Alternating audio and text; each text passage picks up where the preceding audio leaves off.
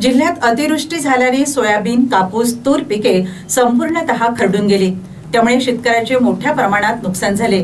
शेतकऱ्यांना तात्काळ मदत देण्यात यावी यासह इतर मागण्यांसाठी ठाकरे सेनेने डफळी वाजवून आंदोलन केले। ओला दुष्काळ जाहीर करावे, सरसकट अनुदान जाहीर करावे, संपूर्ण कर्जमाफी करा।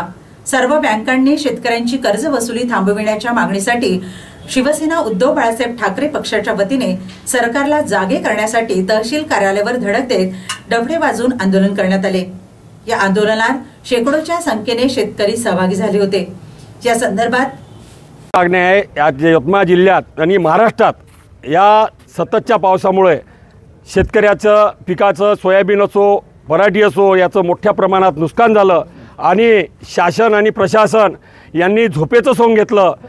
यांना जागं करण्यासाठी उद्धव बाळासाहेब ठाकरे पक्षाच्या वतीनं शिवसेनेच्या वतीनं आम्ही या ठिकाणी इथं आंदोलन करत आहोत आणि आम्हाला या शेतकऱ्यांना संपूर्ण कर्जमाफी झाली पाहिजे, जे की निवडणुकीच्या आधी हे जे सरकार आहे राज्यातनी यांनी आश्वासन दिलं होतं, पण ते आता कुठं पूर्ण केलं नाही।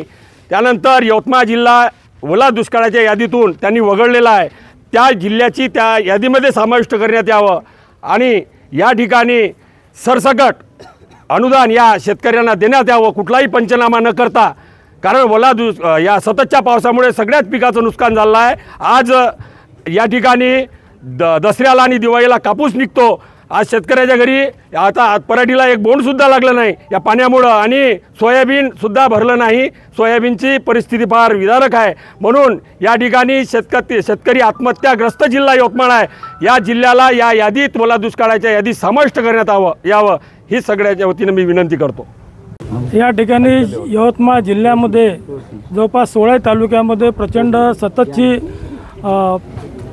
ओला दुष्काळ या ठिकाणी आलेला आहे। जवळपास मे, जून, जुलैमध्ये, ऑगस्टमध्ये, आता सप्टेंबर संपून राहिला तेव्हा प्रचंड प्रमाणात पाणी आहे आणि त्यामुळे जवळपास महाराष्ट्रातलं 70,000 हेक्टर असो किंवा जिल्ह्यातला पूर्ण शेतकरी हा बाधित झाला आहे।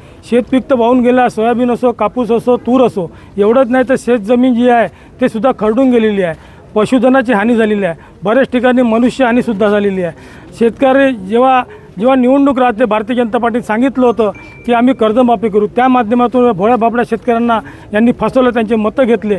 लाडक्या बहिणीच्या माध्यमातून त्यांनी मतं घेतले, लाडक्या बहिणीचे पैसे कमी करत आहे, कॉन्ट्रॅक्टरला पैसे नाही, शेतकऱ्याला जे आश्वासन दिलं त्याचे पैसे नाही, शेतमालाला भाव नाही आणि प्रचंड नुकसान आल्यानंतर मुख्यमंत्री म्हटलं तर योग्य वेळ आम्ही करू। हीच ती योग्य वेळ आहे, हाच तो योग्य क्षण आहे की यावेळेस कर्जमाफी करा, ओला दुष्काळ जाहीर करा आणि सततचे जे पाणी पडत आहे त्याच्यावर कुठेतरी निर्णय घेतला पाहिजे। जर हा निर्णय शेतकऱ्याच्या हिताचा नसला तर आम्ही मंत्र्यांना, जसं जिल्हा प्रमुखांनी सांगितलं, एकाही मंत्र्याला आम्ही जिल्ह्यात फिरू देणार नाही, एवढी घोषणा शिवसेनेच्या वतीने या ठिकाणी करत आहे।